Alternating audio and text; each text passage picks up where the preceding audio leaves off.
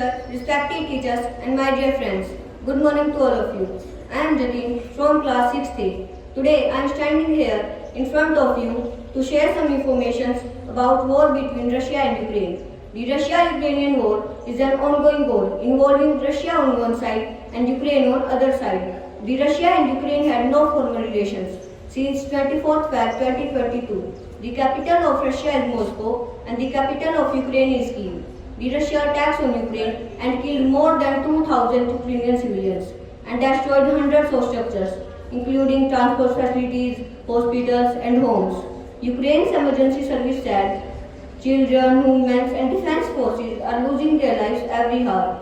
The president of Ukraine said that almost 30,000 Russians were killed in 11 days of the war, according to a report. Meanwhile, the Russian foreign minister said that if a third world war would take place and it would involve nuclear weapons and be destructive. Meanwhile, the government said that Prime Minister Narendra Modi has spoken to the leaders of Russia and Ukraine of the estimated 20,000 Indian students are in Ukraine. 50% have already reached India and another 50% are in neighboring countries.